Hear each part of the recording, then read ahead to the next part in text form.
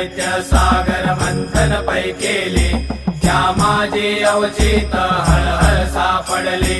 घेतवा असुरपणे प्राशन केले, नीळकंठ नाम प्रसिद्ध झाले. जय देव जय देव जय श्री शंकरा, स्वामी शंकरा. आरती ओवाळू भावती ओवाळू, तुझ कर्पूर गौरा. जय देव जय देव.